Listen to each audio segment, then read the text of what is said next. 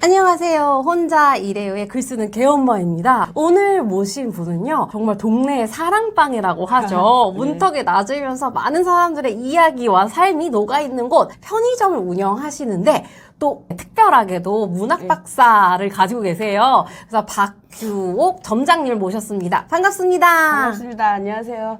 제 싸가지 없는 점주로 나물이란 책을 쓴 박규옥 점장입니다. 네, 그래서 오늘 점장님을 모시고 다양한 이야기를 조금 나눠보고 저도 또 인생에 대해서 배워보는 시간 가져보도록 하겠습니다. 그러면은 바로 시작해볼까요? 고고고! 사실은 제가 이제 작가님이자 점장님이 쓰신 책을 좀 읽어서 내용을 많이 알고 있지만 사실 이 클립을 통해서 확인하실 분들 같은 경우에는 내용을 좀 모르실 수 있으실 것 같아서 제가 이제 좀 그런 것들에 대해서 좀 가감없이 좀 여쭤보도록 할게요. 문학 박사도 따셨고 그 다음에 원래 다른 일을 하셨잖아요. 근데 사실 제가 지식노동과 육체노동을 나누는 건 아닌데 이게 서로 다른 점이 있다 보니까 육체노동 하시는 분들은 지식노동 하시는 걸 좀 힘들어 하시고 지식노동 하시는 분들은 육체노동으로 넘어가시는 걸 좀 어려워하세요. 근데 단번에 그렇게 넘어가셨다고 하니까 너무너무 신기했는데 사실 책 안에 그 힌트가 담겨 있더라고요. 이게 보통은 뭐 화이트 칼라가 뭐 블루 칼라로 전환될 때는 뭔가 이제 뭐 극단적인 영향을 받거나 뭐 이런 게 있다라고 생각을 할 수 있겠지만 전 너무나 이렇게 자연스럽게 이게 내 일인가 보다. 난 왜 이렇게 단순한 게 좋지? 이거 물론 이제 하다 보면 그냥 단순한 일은 아니에요. 주문도 해야 되고 뭐 이렇게 고객 관리도 해야 되고 이러는데 매뉴얼에 따르면 되는 그런 일이잖아요. 저는 그게 너무 좋았고 이제 그러면서 저는 어쨌든 문학을 했던 사람이고 이러다 보니까 사람들을 이렇게 지켜보고 이러는 게 좀 좋았던 것 같아요.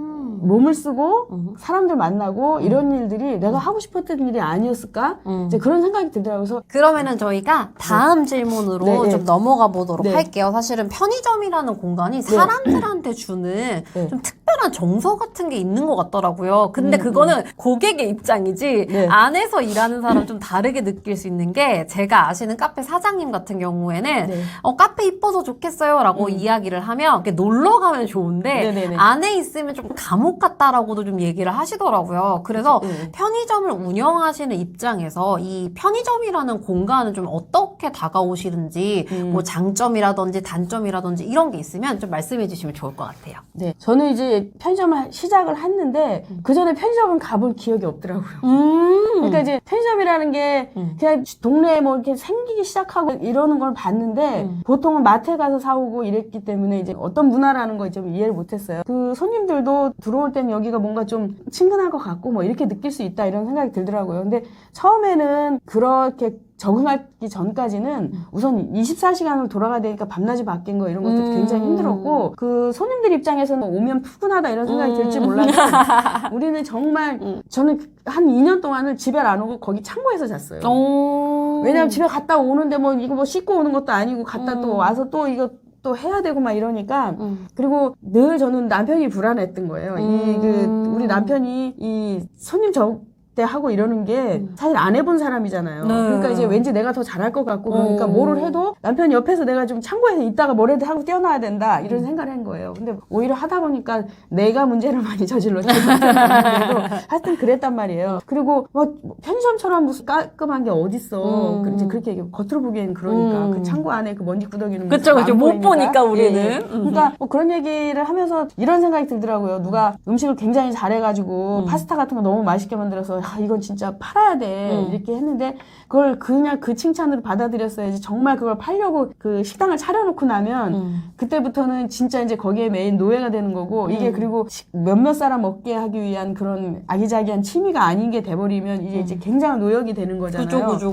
편의점도 그런 거더라고요. 이제 그 전에 가게는 11평인가 13평인가 그랬었거든요. 그러니까 이 13평에 내가 진짜 이 창문도 없는 데서 감옥살이 하는구나 이런 생각이 이제 들기도 했어요. 근데 이제 그때 사람들하고 부딪히니까 이제 그런 게 풀리기도 하고 그러면서 그런 건 사실 힘들지 않았어요. 근데 이제 어느 지점이 힘들어지나 했더니 단골이 생기고 난 다음부터는 이게 좀 힘들어지더라고요. 그러니까 저는 좀 무슨 서비스 마인드 이런 게 좀 없었던 것 같고 근데 단골이 생기다 보면 이게 눈인사하고 뭘 하다 보면 저 사람이 요즘 어떤 처지다 이런 게 느껴지잖아요. 친절해야 되는 거예요, 이제부터는. 그러니까 뭐 나는 원래 내가 뭐 싸가지 없는 점주야라고 말은 해놔도 사실은 서로 이제 눈인사를 하게 되고 뭐 몇 마디 인사말을 하게 된다부터는 그분들한테는 내가 좀 이렇게 뭔가 저 사람은 나한테 할 얘기가 있는가 보다. 이걸 하면서도 한숨 한 번 쉬면 왜 그런가 이런 걸 좀 말은 안 하더라도 눈빛으로라도 좀 이렇게 좀 위안을 보낸다든가 이래야 된다는 게 나중에 그런 게 힘들더라고. 이게 단골이 생기면 이런 게 힘들구나. 내가 친절해져야 되는구나. 이런 생각이 들더라고요. 정리를 해보자면은 일단 처음에는 육체적으로 네네. 뭔가 내가 계속 신경을 써야 되고 좀 노동력을 많이 넣어야 되는 부분이 좀 힘들었는데 네. 오히려 좀 적응이 된 다음에는 단골이 생기고 난 다음에는 네. 그 사람에 맞춰서 내가 뭔가 친절해져야 되고 또 챙겨줘야 되고 이런 정신적인 네네. 서비스들이 조금 어려운 점들이 있었다라고 네네, 그렇죠. 말씀을 해주신 것 같아요. 네네, 맞아요. 자, 그러면은 저희가 네. 다른 질문으로 넘어가서 더 이야기를 좀 더 나눠보도록 네네. 하겠습니다. 네네.